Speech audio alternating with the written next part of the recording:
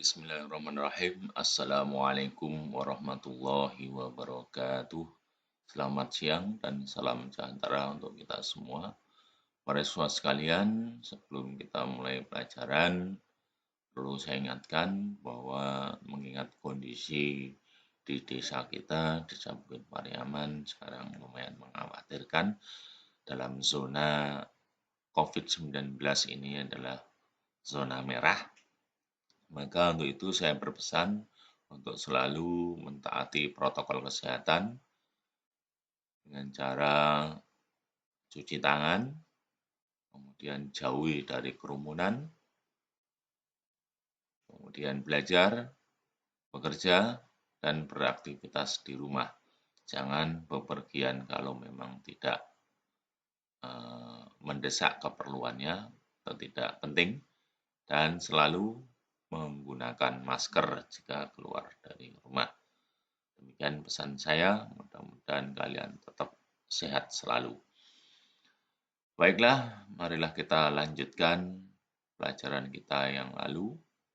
Kemarin sudah kita bahas tentang bagaimana posting ke buku besar.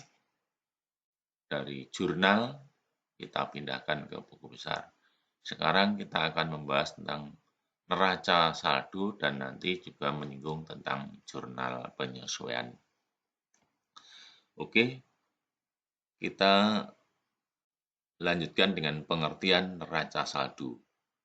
Apa itu neraca saldo? Neraca saldo adalah suatu daftar, mohon maaf ini salah nih tulisannya, suatu daftar yang memuat tentang saldo-saldo dari setiap akun yang ada pada buku besar. Ini mohon maaf ya, ini tertulis daftar, ini daftar. Sekali lagi saya ulang, suatu daftar yang memuat tentang saldo-saldo dari setiap akun yang ada pada buku besar. Buku besar kemarin yang mana? Nah, kemarin punya kolom buku besar, tapi sebelumnya kita lihat dulu bentuk kolom neraca saldo secara umum. Itu terdiri dari nomor akun, kemudian nama akun, ada debit dan ada kredit. Di atas neraca saldo ini ada, di atas kolom neraca saldo ada KOP. KOP ini terdiri dari 3 macam. Yang pertama adalah nama perusahaan, kemudian jenis laporan, dan yang ketiga adalah periode laporan. Contoh, Bengkel Markuat neraca saldo per 31 Juli 2020. Nah, itu seperti itu KOP. Sekali lagi tadi isinya apa? Isinya yang pertama adalah nama perusahaan, jenis laporan, dan periode laporan. Di neraca saldo terdiri dari nama akun, nomor akun, nama akun, debit, dan kredit. Jumlahnya nanti harus sama. Itu untuk kolom neraca saldo. Bagaimana cara mengisi kolom neraca saldo? Kita awali dari kemarin buku besar. Kita ambil contoh di sini adalah buku besar kas dengan nomor 111. Anggaplah kemarin sudah terisi semua, mulai dari tanggal 1 sampai tanggal berapa itu isinya. Katakanlah kita punya saldo akhir, totalnya di debit 30 juta. Atau di sini saya tulis 30.000. Nah, sesuai dengan namanya tadi, neraca saldo adalah suatu daftar yang memuat tentang saldo dari setiap akun yang ada pada buku besar.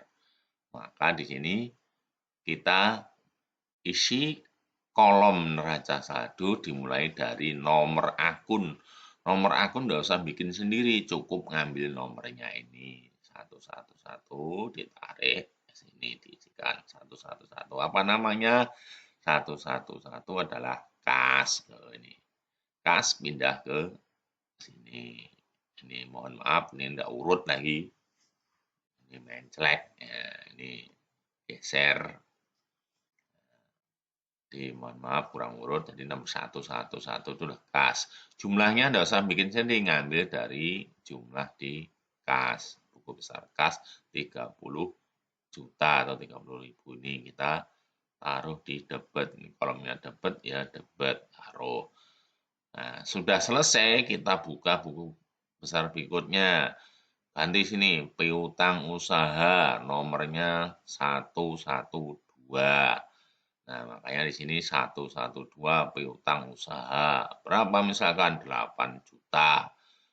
Sudah selesai ganti lagi nanti 113 apa sewa dibayar di muka. Sewa dibayar di muka nomor 113. Tarik ke sini nomornya 113 tulis sewa dibayar di muka. Berapa angkanya ikut dapat berapa. Berikutnya lagi perlengkapan, di sini perlengkapan kodenya 115 misalkan. Pindah ke sini 115, tulis perlengkapan jumlahnya berapa. Berikutnya lagi utang usahanya kodenya 211, masuk sini. Semua buku sudah dimasukkan sini, sudah selesai semua direkap, maka kemudian di jumlahnya harus sama. Jadi, suatu daftar yang memuat tentang saldo-saldo pada setiap akun yang ada di buku besar tadi sudah selesai dipindahkan. Jadilah neraca saldo. Isinya di sini adalah KOP sama dengan tadi. Nama perusahaan, kemudian jenis laporan, dan periode laporan. Nah, kemudian setelah selesai kita menyusun neraca saldo, maka harus kita tahu neraca saldo yang telah tersusun pada akhir periode itu belum menunjukkan data yang sebenarnya. Oleh karena itu, biasanya neraca saldo itu sering disebut dengan neraca percobaan atau neraca yang sifatnya masih sementara. Untuk itu, neraca saldo perlu disesuaikan agar data-datanya menunjukkan data yang benar atau yang akurat. Maka di sini perlu jurnal penyesuaian. Di dalam jurnal penyesuaian nanti akan menyesuaikan data-data yang masih belum menunjukkan data yang sebenarnya atau akun-akun yang perlu disesuaikan. Akun apa saja itu yang perlu disesuaikan? Di antaranya adalah yang pertama adalah piutang tak tertagih. Apa mungkin piutang itu tak tertagih? Mungkin saja kita minjem uang kepada orang, tatkala orang itu sudah meninggal, siapa yang akan kita tagih? Maka itu menjadi beban piutang dan piutang tak tertagih atau piutangnya harus dikredit, maka tidak akan kita nagih lagi. Itu sebagai kerugian piutang atau beban piutang. Yang kedua, perlengkapan. Perlengkapan itu harus disesuaikan karena perlengkapan di awal periode dengan di akhir periode biasanya tidak sama. Sebagai contoh, misalkan fotokopi persediaan awalnya adalah 30 rem kertas pada awal periode. Pada akhir bulan atau akhir periode tinggal sisa 5 rem. Berarti yang 25 kemana? Yang 25 adalah sudah kepakai. Yang kepakai itu dijadikan sebagai beban perlengkapan. Nanti lebih lanjutnya akan kita kupas bagaimana cara membuat ayat-ayat penyesuaian. Ini yang perlu kita sampaikan dulu adalah garis-garis besarnya akun apa yang mengalami penyesuaian nanti yang perlu disesuaikan. Kemudian yang kedua, semua beban dibayar di muka. Sewa dibayar di muka, iklan dibayar di muka, kemudian asuransi dibayar di muka. Semua yang dibayar di muka nanti harus disesuaikan karena ada yang masih berupa beban, masih ada yang berupa sewa beban dibayar di muka. Karena kalau sudah dibayar di muka, sudah berlangsung 3 bulan atau 4 bulan atau 5 bulan.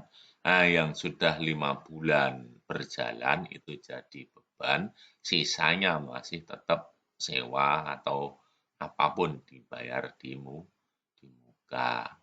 Jadi nanti akan kita buat ayat-ayat penyesuaiannya. Kemudian pendapatan yang masih akan diterima. Pendapatan itu belum diterima ataupun diterima di muka 4 dan 5 ini tetap harus dihitung sebagai pendapatan. Walaupun sudah diterima atau belum, yang namanya pendapatan harus sudah dianggap sebagai pendapatan. Kemudian yang berikutnya adalah beban yang masih harus dibayar. Kita punya beban gaji, karena kita ini bayarnya itu biasanya mingguan atau karena harian, setiap hari Sabtu bayaran, ternyata akhir periode tutup bukunya tanggal 31 Agustus misalkan berada pada hari Rabu. Sehingga hari Rabu itu sudah tutup buku, ternyata masih punya hutang pada karyawan hari Kamis, Jumat, dan Sabtu. Maka 3 hari itu kita sebagai pengelola perusahaan masih punya hutang pada karyawan 3 hari. Nah, nanti berapa beban gaji karyawan pada utang gaji. Nah, masih belum kita bayar. Dan terakhir adalah penyusutan aktiva tetap. Semua aktiva tetap, baik itu dengan peralatan, kemudian mobil, rumah, kendaraan, semuanya itu harus disusutkan setiap akhir periode. Karena barang-barang yang menyusut itu akan menjadi beban penyusutan. Nah, satu-satunya harta yang tidak pernah susut itu adalah tanah, kecuali tanah itu tidak boleh disusutkan. Itu sebagian dari akun-akun yang perlu disusutkan sudah saya sampaikan. Untuk berikutnya nanti kita akan membahas juga tentang bagaimana membuat akun ayat-ayat penyesuaian yang harus kita kaji supaya kita bisa memberikan atau membuat ayat-ayat zona penyesuaian. Demikian apa yang saya sampaikan sebagai tugas, silakan nanti ditulis dalam buku catatan apa yang saya sampaikan ini, kemudian yang masih kurang dilengkapi, silakan untuk dipelajari supaya nanti bisa mengerjakan latihan-latihan yang saya berikan untuk minggu depan. Demikian kurang lebihnya. Mohon maaf sekali lagi saya sampaikan setelah ditulis di dalam buku catatan, silakan difoto dan dikirimkan ke WA pribadi saya sebagai wujud dari kalian telah mengikuti pelajaran saya. Sekali lagi saya ingatkan jangan sampai membuat istilahnya meremehkan pelajaran saya ini, karena semakin kalian malas untuk mengirim tugasnya, jangan harap saya akan mau memberikan nilai. Tapi makin rajin kalian mengumpulkan tugas, nilainya juga semakin mudah untuk mendapatkan nilai KKM. Demikian kurang lebihnya, mohon maaf. Assalamualaikum warahmatullahi wabarakatuh.